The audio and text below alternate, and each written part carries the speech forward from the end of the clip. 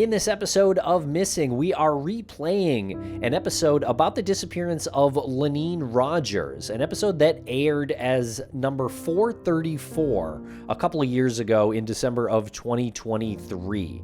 And we are joined by Lonene's daughter, Alison Duiker, in this conversation.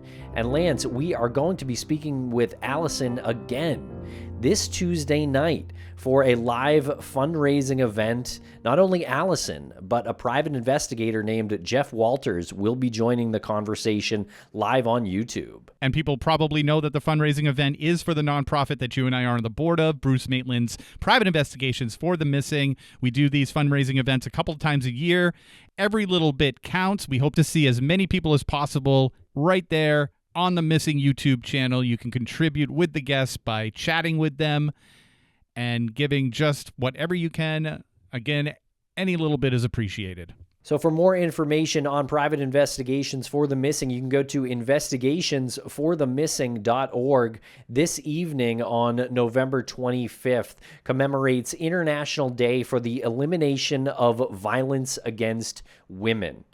And it begins at 8 p.m. and will end around 9:30 p.m. Guests include Alison Duiker, as we mentioned, the private investigator who is working the case for PIs for the Missing, Jeff Walters. We're also going to be joined by survivor and advocate Kathy Picard and former special prosecutor and nationally recognized advocate for victims of violence against women and children, Roger Caniff, as well as founder Bruce Maitland will be joining us for a quick segment. Lance, this is going to be a great evening. Yeah, you just mentioned the lineup of guests that we have, and these are people that we are familiar with. We've spoken to them. We've had them on the show from time to time, and it couldn't be a more perfect date to have chosen. It's right before Thanksgiving, the International Day for the Elimination of Violence Against Women. We want to raise as much awareness for that as possible, as well as Private Investigations for the Missing. So we're hoping to see everybody there.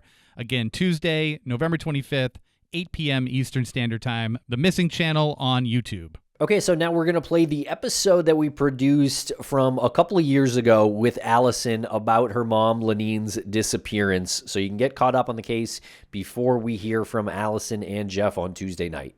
Thanks a lot for listening. We really appreciate it.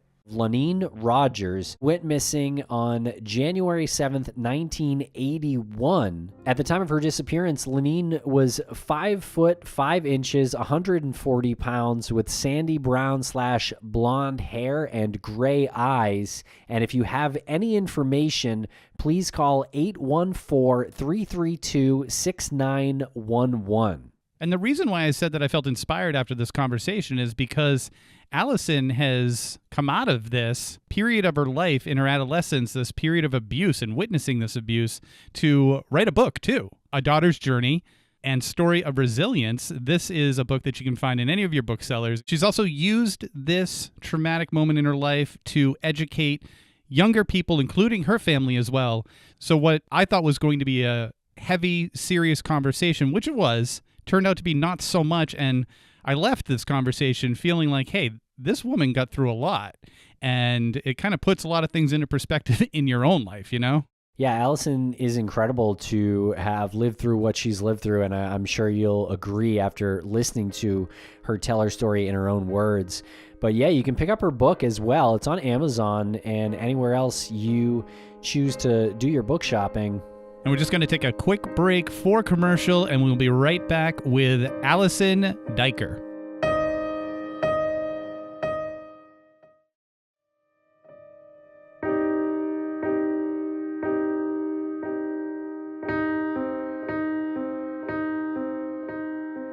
Welcome to the podcast, Alison Duiker. How are you today? I am great. Thank you for having me.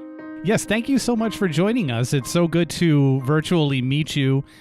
We've been working with the Light the Way organization, Light the Way Missing, so that's how we got connected here. Can you introduce yourself and how you met Light the Way and what it is that brings you to the show tonight? Absolutely.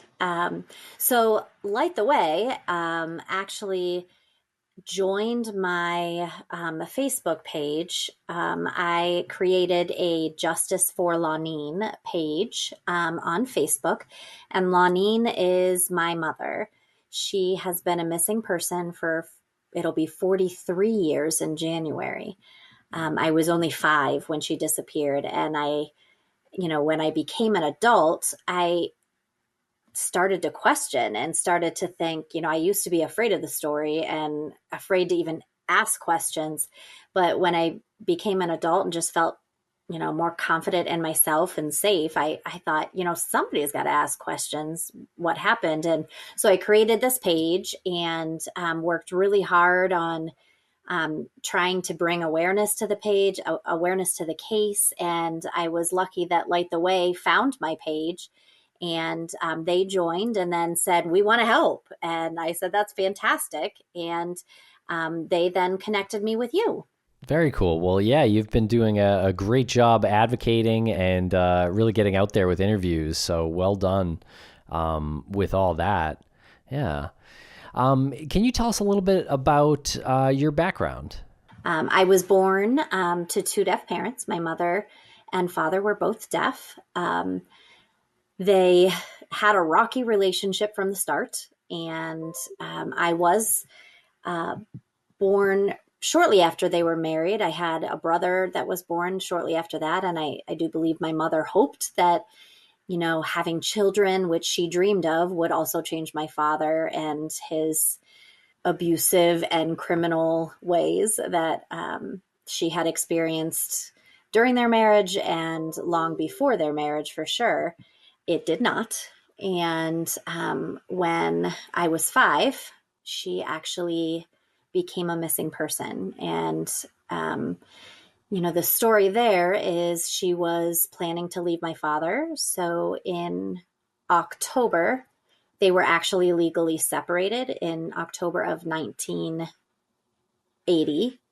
And my mother allowed him to come back to the home because the area is very snowy. It's a snowbelt area. And, she wanted him to be able to experience Christmas with his children. We were young. So she allowed him to come back to the home over the Christmas holiday, concerned for the weather and his ability to get back and forth from where he was staying, which was with his parents. So we did Christmas together. She did indicate that when Christmas was done, he needed to go home. They were not getting back together. She was just being kind. And shortly after that, so the night of January 6th, 1981, she decided that he was not going to leave. She had asked him repeatedly to leave. He would not. He said, this is my home. These are my children. I'm not leaving. She had left work and gone to her parents' home and explained to them that he was never going to leave the house. She was going to have to leave. And she asked to borrow money to kind of help her figure out where she's going to go and, how she's going to handle leaving him. Came home that night, had dinner with the family, which would have been my father, my brother, and I. They argued that night, and I know that because we lived in a duplex, which means we lived on the top apartment, and then there was a family that lived under us. And the family reported that they heard arguing and yelling and, that sort of thing to the police into the early hours of the morning. So that was January 6th of 1981. And the night, going into January 7th, my father claims to have awoken at 12:40 because he was on the couch after their fight. And I'm sure he was on the couch anyway because they were separated, but he claims that he woke at 12:40 and she was gone. He claimed that she left with another man, woke my brother and I up at 3 a.m. and took us to the babysitter, claiming that he was going to look for her and that she had left with another man. So the babysitter was also hearing impaired. The babysitter then waited until morning, so that the timing is very important, where he claims to have woken at 12:40 a.m. However, he went to sleep when he claims that he went back to sleep when he realized she wasn't there and assumed that she would just, return. And then at 3 a.m., he claims to have woken to get ready for work, and she's still gone. So he wakes us up, takes us to the babysitter. As I said, the babysitter was hearing impaired, and waited until morning, because it was 3 o'clock in the morning when he took us there. The babysitter then waits till morning, has her hearing daughter call my grandfather. My grandfather is hearing, and the hearing daughter said, the children were brought here at 3 o'clock in the morning. I'm very worried. Of course, my grandfather was very worried, knowing that she had just had a conversation with them about leaving him. He immediately went to the apartment where we were, the duplex, and kicked open the door with my great-grandfather, went upstairs, and found the apartment pristine. Everything was clean, no dishes in the sink, beds were made, everything in its place. So the odd thing there is at 3 a.m, if you're rustling, and hurrying to get your children up, I don't know why your priority would be to do the dishes and make beds, but he did, and went to work. So my grandparents, great-grandfather and grandfather, were in the apartment, called the police. The police came and were doing a report when my father came home from work. So when my father came home from work, he's upset because people are in his apartment. What are you doing here? Blah, blah, blah. The police explained that they heard, he did not report her missing. They heard that she was missing. And he said, yeah, she ran away with another man. So then, just formality, they ask him to empty his pockets. And he pulls out $60, three $20 bills, which was the exact denomination that my grandfather the night before had given to my mother.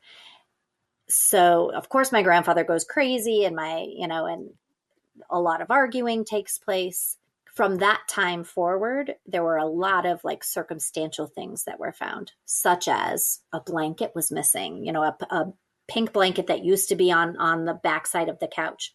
He couldn't explain where it could have gone. A lot of different, things that, again, are circumstantial because she was never found.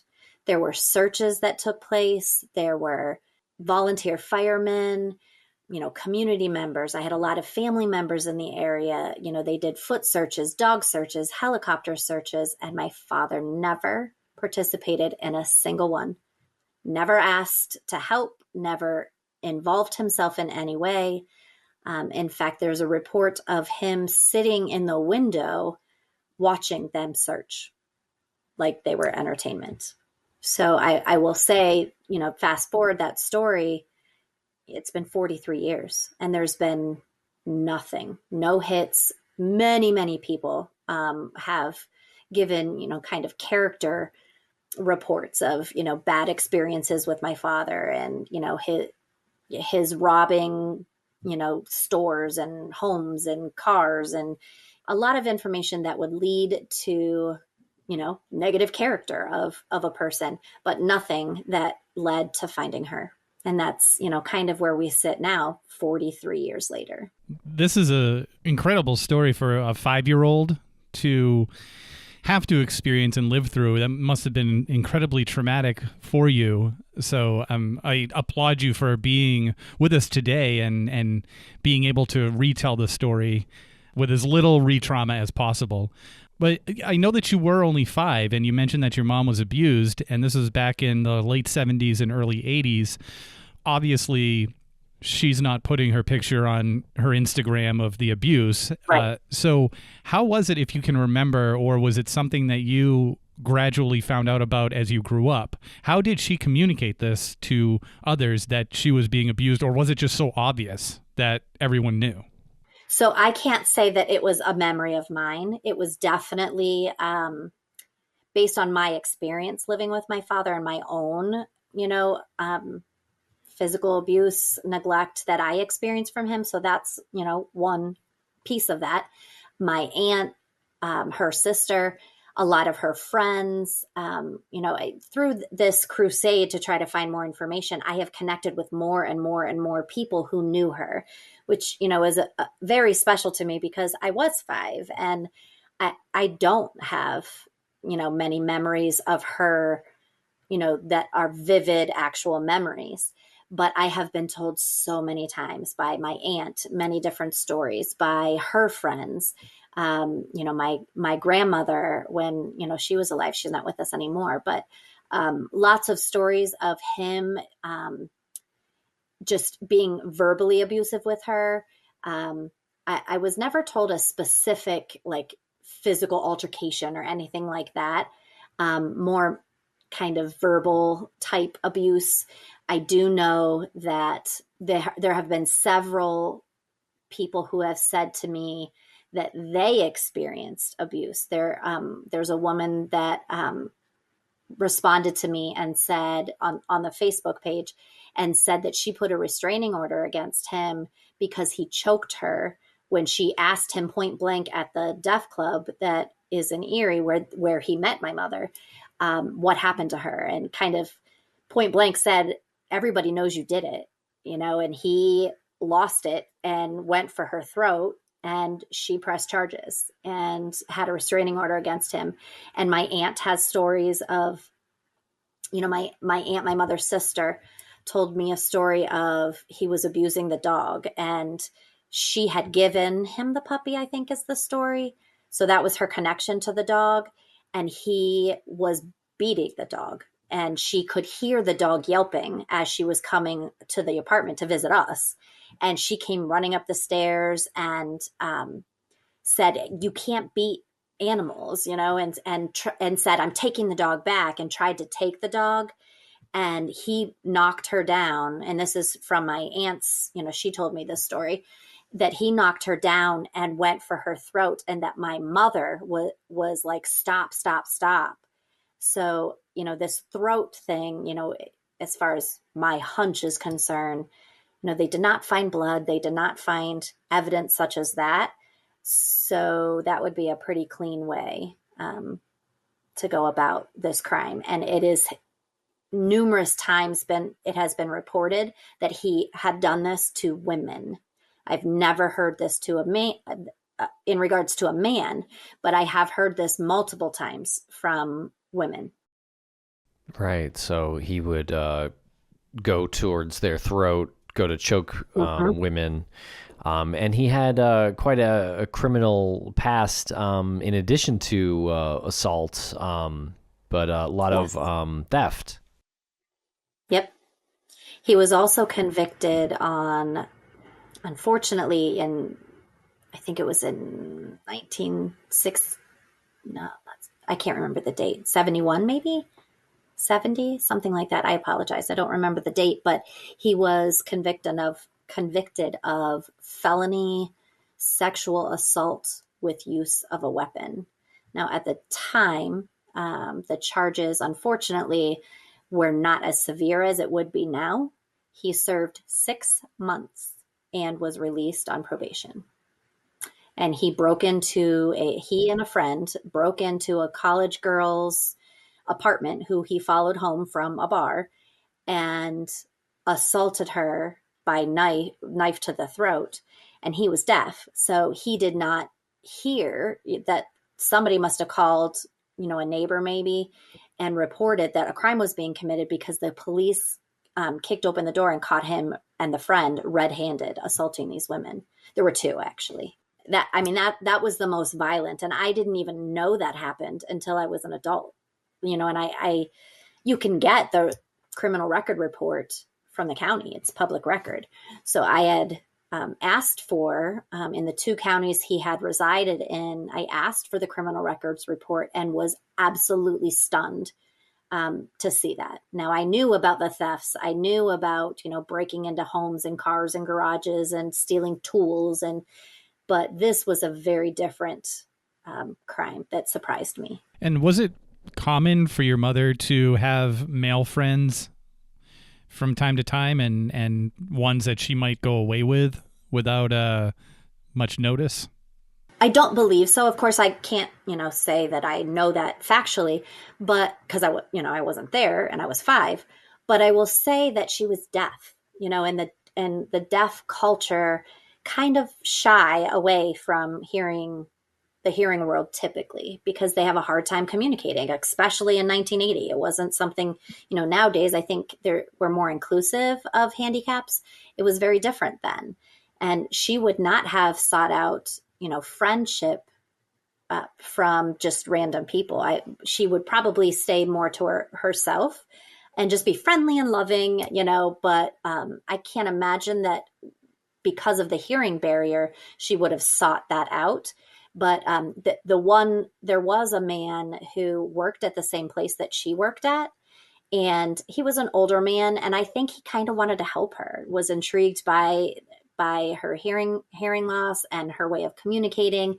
They had lunch together a couple times, but I do believe from what I've heard and learned that about him, that he really just wanted to help her and help her get out of a bad situation. But my father somehow found out that she had lunch with this man and became very jealous, and she was already in the process of wanting to leave him. So he assumed that this was the man. And now I will say that the police fully investigated him. He cooperated 110% and was ruled out, in the realm of suspicion. And did your father ever say who the man was who came to pick her up between 2 and 3 in the morning? No. What kind of car they drove? Just said she ran away with another man. No information on anything to do with this man or what he drove or anything about him. I don't think he offered any idea of who the man was, just that it was a man that she ran away with. Yeah, I'm confused why he would then drop you off at that time if that was true. Right. Well, and you had just said a little bit ago that you were impressed with my knowledge or my sharing of the story because I was 5. But the piece that I want to add is that I was 5, but my parents were deaf. So I was hearing. And I felt like from the moment I was born, I was being trained and conditioned to be their ears. So even at 5, I was interpreting for them. I was signing and telling them, what a hearing person was saying and vice versa. I found 8mm film, the tracks that they used to have, like the rolls of me signing for my parents, which was really neat to see. But again, so I was at 5 given kind of an adult role of interpreting for them anytime we had been anywhere. So, a lot of my, senses would be very heightened because it was my job, to hear for them, to speak for them. And who was it that taught you how to sign? Was it your parents? Mm-hmm. Mm-hmm. Yep. Both of them came from families where they were the only deaf person in their family. So my mother had no other hearing loss in her family, and my father had no other hearing loss in their family. So they were the only two that communicated, mostly through sign. And we'll be right back after a quick word from our sponsors. Thanks to our sponsors, and now we're back to the program. What was your mom like? What I know you were 5 when she went missing, but anything you remember or you've been told over the years about her? So I didn't really have very many memories of my own, but the gift that I've had through this kind of mission to try to get more information and awareness, about the case, I have come across more and more people who knew her, and every story I hear it just warms my heart and gives me like this picture of who she was. And from what I've been told from people who knew her and loved her, she was funny and she was vibrant and she was kind of, a light of the party, sort of, always very positive and never accepted. This is what I love and I really connect to. Never accepted I can't or I won't, or, never accepted her disability as something that would hold her back from anything. And my grandmother instilled that, and said, well, she's deaf, so we might have to help her, but she's no different than you and I. She's going to do it, anything she wants. And, I feel like I resonated with that through all the stories of people telling me, that she never accepted, her disability as anything that would hold her back.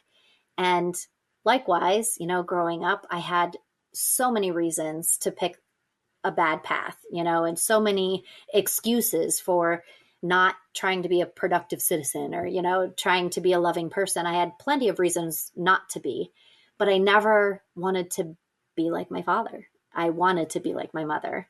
I wanted to be successful. I wanted to be loving and kind and known for that. And I became a special education teacher. So I'm 24 years into my special education career. And I love working with families and children. And that's what I believe is my mother's legacy, that in spite of all of this ugliness, I could connect with, that resilience within her and live to honor her. And, I am fighting for answers, and that will never stop, but it doesn't prevent me from having a loving, successful life. I'm very careful about my boundaries with my family and, giving them what they need. And I often joke and say that I never grew up. My growth was stunted as a child. So I'm reliving my childhood through my children, and I love every minute of it. Yeah, that's not necessarily a bad thing at all. So it's a really incredible thing to hear you say you're doing this work in honor of your mother, because that's her legacy, something that she would probably look at you doing right now and think to herself, like, this is exactly what I would want my daughter to be doing. And the trauma that you just inevitably went through after experiencing this, after you were 5 and as you grew up, I'm again so impressed that you're able to come out of it the way you've come out of it. Can you talk about like that time period a little bit more, if you don't mind? Like when you started realizing there were things going on with your dad, and what other family members were telling you and what they weren't telling you, like what they were shielding from you to protect you? Sure. So after my mother disappeared, they couldn't convict him of anything because they couldn't prove a crime was committed if they didn't have her. My father said she ran away. Well, there's no way to prove that she didn't without finding her. And there's no way to prove that he committed a crime without finding her. So the police were not able to take away, I guess, for lack of a better word, my brother and I. So we lived with my father, even after all of this, craziness, and even after all of the criminal record reports and everything else, we were always placed in his care. Now, throughout my young life, we ended up in foster care for a while. I ended up with an aunt because he would go in and out of wanting to be a parent, not wanting to be a parent. But one thing he did do is that, of course, my mother's side of the family always believed that he was responsible for what happened. So he cut those ties and did not allow any of them to have any contact with us. Now, from time to time, like I would see a Christmas card or a birthday card or something come through that I knew that name was someone connected to my mother's side, but he never gave us any of that. I never saw like money or gifts or anything like that. They were completely shut off. And basically he told us that they didn't care about us, that, we were with him and my mother ran away, and that they didn't care about us because she ran away. As I was growing up, that's kind of the seed he planted, and I had no one to tell me a different message. That was the only message I heard. I experienced, abuse and neglect. And when I say abuse, I mean physical. He would push us, hit us. And I say us because I had a younger brother. He was very neglectful, would leave for long periods of time, often going to his girlfriend. We would be left home alone. I remember one time going to a neighbor's house and asking if they had any food because we hadn't seen my father in I don't know how long. And we didn't even have food in the house. So I went next door and asked if, they had any food that my brother and I could have. So then Children's Services would sweep in and take us away. And so, that led all the way up until I was 14. And this is another character story, with my father. So at the age of 14, it was my brother's birthday. It was October 14th. And we were all going out to dinner to celebrate my brother's birthday. My father had a pickup truck. And at that time, I don't even think, quad cabs existed. There were only single cabs. And the back of the pickup truck wasn't covered. It was just open. And October in Erie, Pennsylvania is very, very cold. Oftentimes there's already snow in October, but it's very cold. It was at night that we were traveling. My father's girlfriend had come to the apartment and he said, well, she's coming with us, so you have to sit in the back. And so I sat in the back of the pickup truck, exposed to the elements. And we drove for about 20, 25 minutes into Erie from where we were living. And I had tears like freezing to my cheeks, when your nose gets so cold, your eyes start watering. And I was banging on the back of the pickup truck window. He just ignored me and drove all the way in, drove into Erie Police Station, gets out. And now, again, I'm usually the interpreter. So it was odd that he got out and didn't ask me to come with him. But I just sat because I wasn't sure what was going on. And the police were certainly not his friends. So that was odd.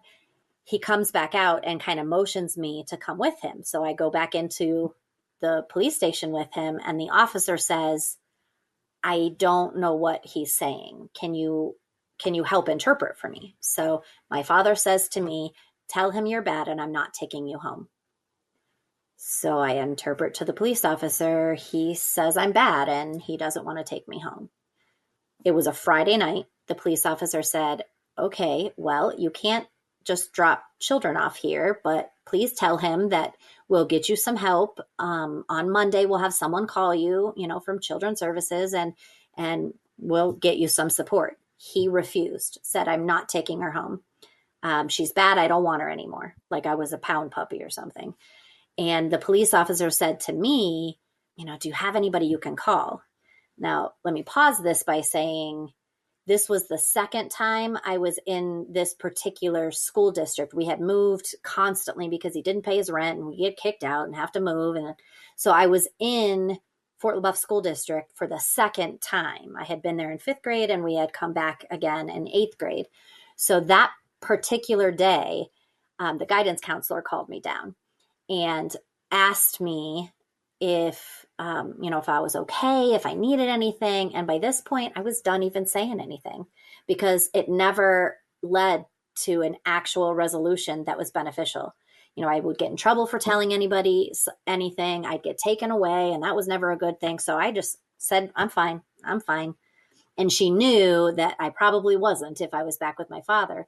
So she wrote her phone number down, her home phone number on a piece of paper and handed it to me and said, if you need anything ever, you call me. Day or night, doesn't matter. You call me. So now back to the police station, he says, do you know anybody we can call? I said, well, they always take me to my aunt's house, which was my father's sister. So they call my aunt and my aunt says, I'm done. Tell them to figure it out. They're not coming back here, meaning my brother and I, although it was just me that he was trying to get rid of that night. So out of nervousness, the police officer asks me, do you know anybody else? And I said, no, I don't. So out of nervousness, I put my hands in my pocket and I felt that paper. And I was like, well, here, my teacher said I should call her if I ever needed anything. You could try her. So I really was just, in despair and I didn't know what to say. Never imagining that, she would actually be part of, a resolution here. So he calls her and she says, I'm on my way. And they took me into their home and they got legal custody of me.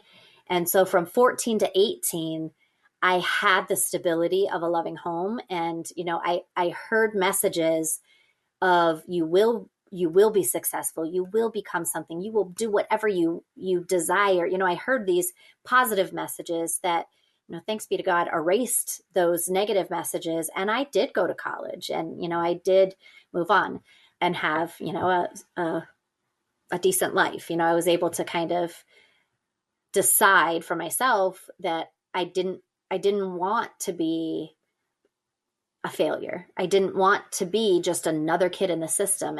And very much like my mother, when somebody told me I couldn't do something, I was like, oh yeah, watch. And I had an aunt that I lived with that said, you'll be pregnant by the time you're 16. And at the time I was just like, I don't know, like 12 or 13. And I thought, why would you even say that? And so like inside of me, I was like, watch. Not only will I not be pregnant, but I'm going to get a college degree and none of you have one. Like there was part of me that was like, just watch. So, you asked me about what my thoughts were about what happened to her. Well, I had never heard anything, but she left you from 5 on. And I had no connection to my mother's side. So when I became a senior, and I was graduating from high school, my adoptive mother asked me if I wanted to, reach out to them and get to know who they are. And I was like, I guess, I didn't really have an opinion about them because I was too busy trying to survive. So I didn't know why they didn't rescue me, but I was really not sure and kind of nervous to meet them because if they were anything like him, I didn't need any of that. But they wanted to throw me a graduation party. So I was like, okay. So I went, and that day I met cousins, aunts, uncles from my mother's side who never knew what happened to me because my father cut those ties, and who were so very excited to meet me. And they're like, oh my gosh, you look so much like your mother, and you act like her, and your mannerisms and the way you talk. And then I started to learn, that they never knew what happened to me, and they weren't even allowed to talk to me because my father had all the parental rights and he forbid it. So, I'm now connected with them, and I go to family reunions and I try to learn more, about my mother. And that's where I've heard some of the stories that, I've based memory from.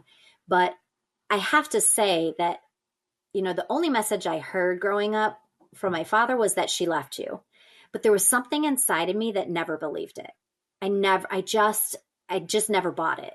And I knew not to say anything because I didn't want to make him mad, but I just knew she didn't just leave us. And if he could be so abusive and unkind to us, I could only imagine how he was to her. So I never believed the message, and then was able to, as an adult, discover that, my mother's side did love me and want me, but they were forbidden to talk to us. Well, huge shout out to the teacher that took you in. Right? Who does that? That's amazing. Yeah. It's incredible. I mean, she clearly recognized that something was not right early on and was prepared to do this. Unbelievable. What an amazing part of the story that, comes from something so tragic. Right. It was, I often say it was the worst day and the best day of my life. For your parent to throw you away and say, I don't want her anymore. But then for someone to stand up and say, I am no relation to this child, but I want her. Amazing. Well, where is your dad and your brother now? So my father actually lives in Pennsylvania, not far from where I grew up. He's been a free man his whole life, never had to face charges or anything to do with,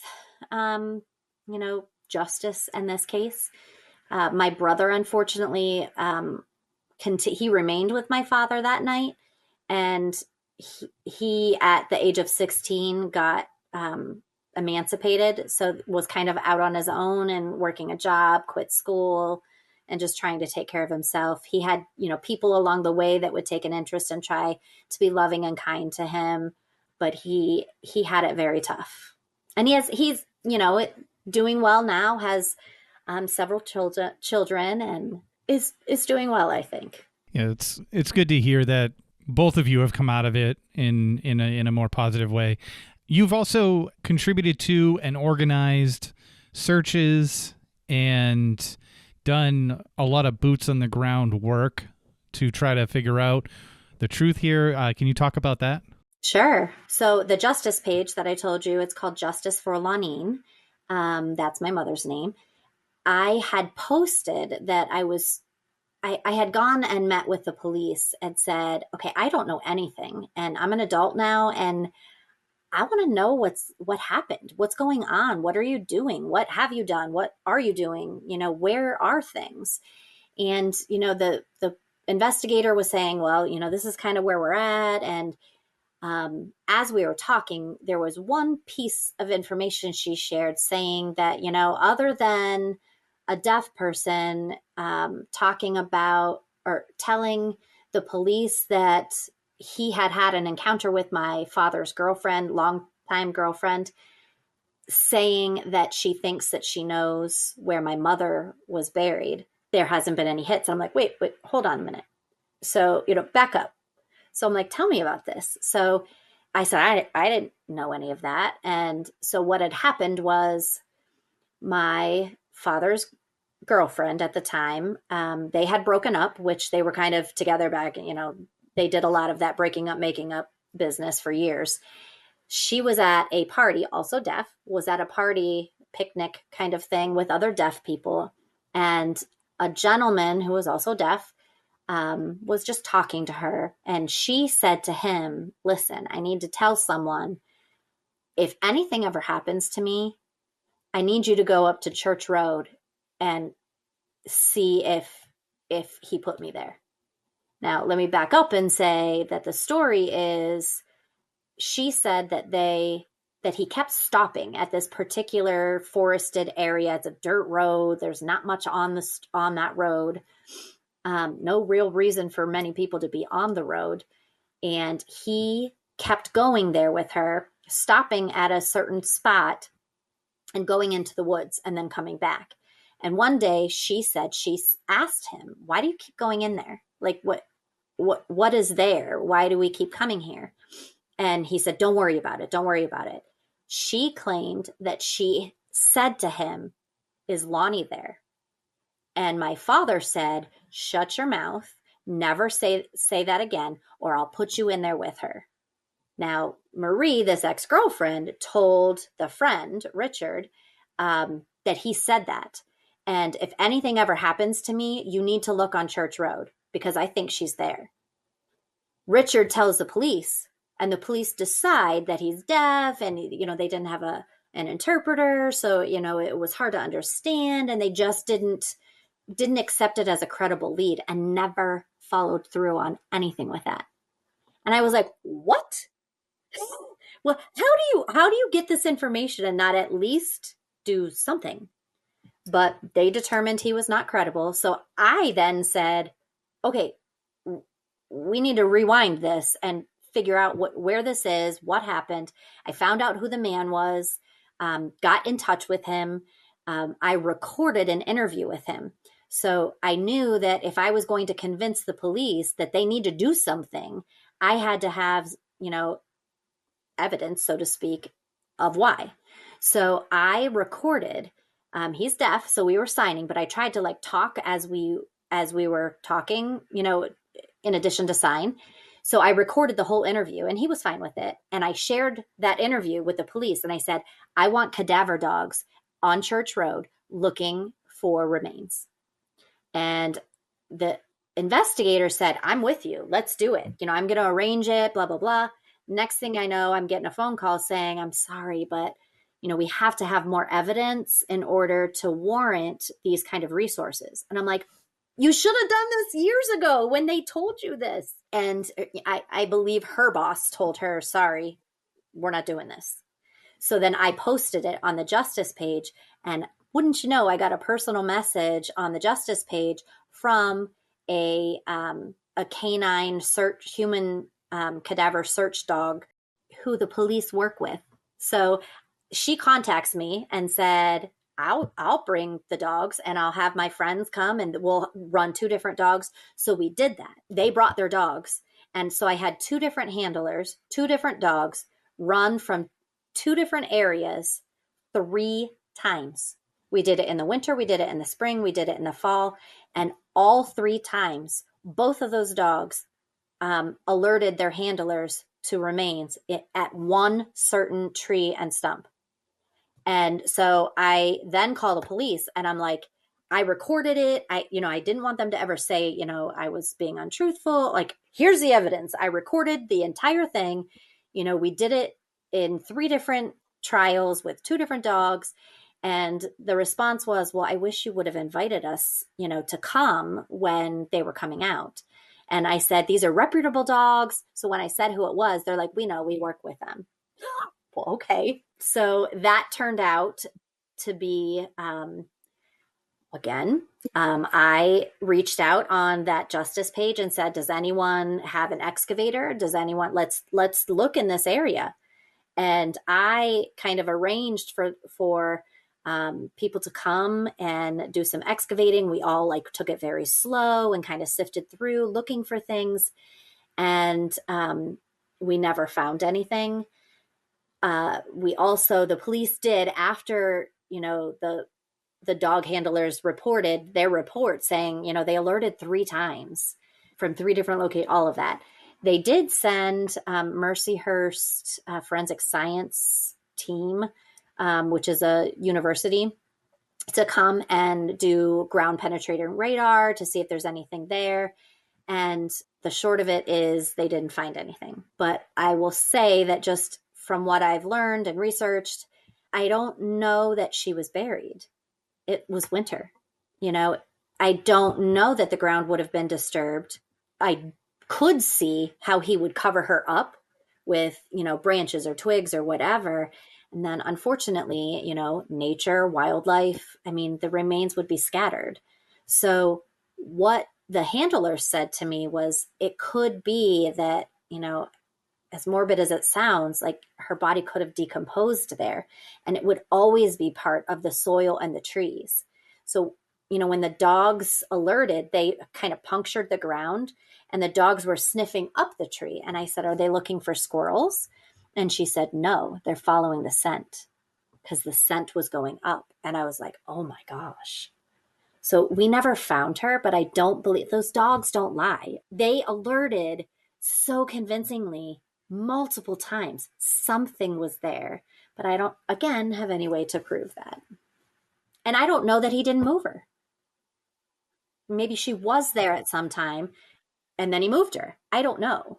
So there's all this, circumstantial, information, but I have been so grateful for the community, for social media, for podcasts, for people joining the justice page. It has been a community effort to try to solve this case. I've been able to kind of move things forward through the help of people who don't even know me, just willing to offer a helping hand. I believe that we've moved forward more than this case has moved in over 40 years. And we'll be right back after a quick word from our sponsors. Thanks to our sponsors, and now we're back to the program. Just to go back to the location and the need to get an excavator there to dig up the soil, what did your dad do for work? If he was, able to bury somebody or to move a body, did he have access to equipment that could do these types of things? I'm not sure about access to equipment. However, he worked in a tool and die shop. Many people have theories that he took her there. It's a foundry. They melt metal. I have been told from the police that they thoroughly investigated that, and that's not possible. I don't know that I entirely believe that that's not a possibility, but he worked in a foundry. As far as what kind of access he would have to equipment, I don't know what he would have.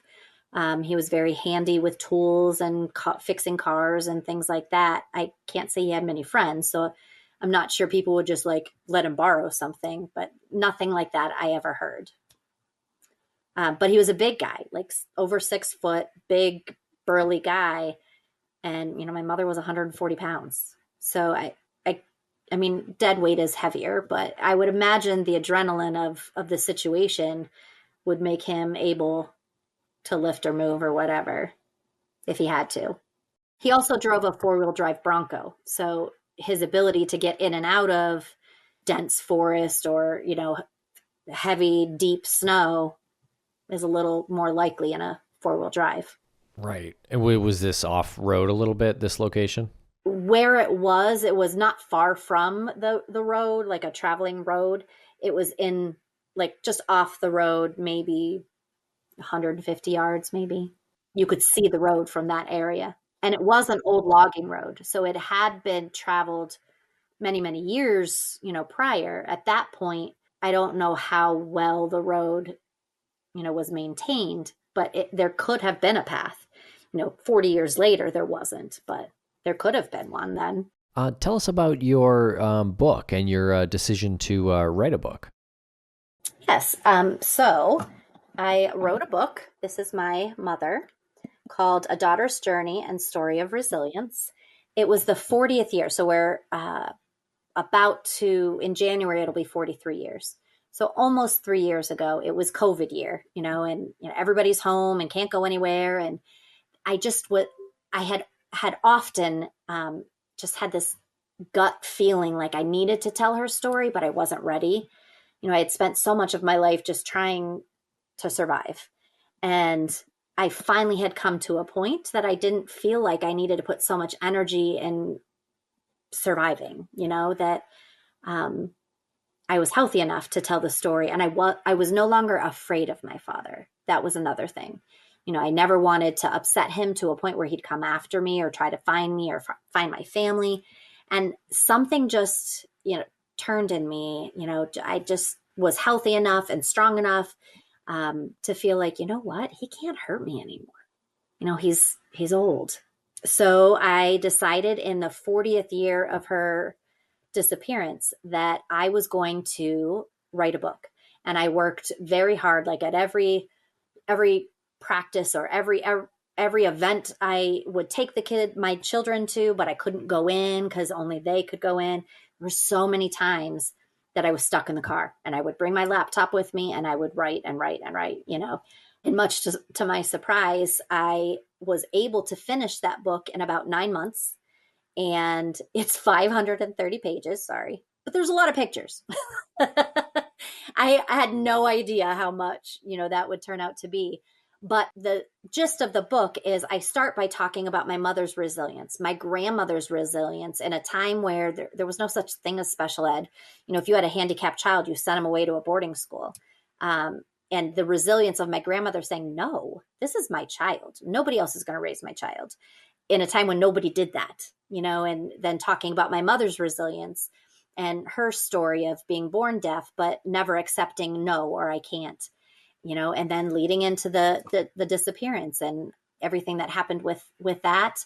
And then I kind of morphed that into my story of living without her and, what it was like for me growing up, not knowing what happened to her or if she would ever actually appear. They call that ambiguous loss, where it's loss, but it's not loss that's definitive. Like I didn't have a grave to go to. I didn't even have certainty in knowing that she was truly gone, even though she was not present in my life. And just talked about a lot of that in the book. And the theme throughout is resilience. It's in the title. I talk about each, family member's story of resilience, and that, as I mentioned already, this is a fight to find justice for my mother and find out what happened. But more than anything, the bigger message is the power of love, the power of resilience, and, the ability to overcome horrific things and put the focus and the power in that spirit within us, that when you've got nothing else to reach for, just that little flame that just helps push you forward, on that positive path, and that you can have a horrendous story and come out as a successful person that can contribute positively. I am not what happened to me. I am who I decide to be. And, as a child, so much of the time I didn't have a choice with, where I was going to go or who was going to take care of me, but I do now. And now I have the choice to use my story to help others. I help the students I work with. I pray that this story touches the hearts of people dealing with trauma and gives them, encouragement and strength to know, if I could live through all of this craziness, you can too. Don't let it defeat you. You're bigger than that. And that is my mother's legacy. I really feel strongly that, I am a teacher, and I have tried to, touch others through my teaching and connect with families. But I pray that my book, that my message, my story can touch others that are struggling and hurting, and know that in this world with so much pain, you can be stronger, and you just got to dig deep, dig for that resilient spirit. And I do pray that my mother is known not just for this crazy story, but for that resilient spirit and what we all can choose to be, if we put our minds to it. So I pray that message is also delivered through this story.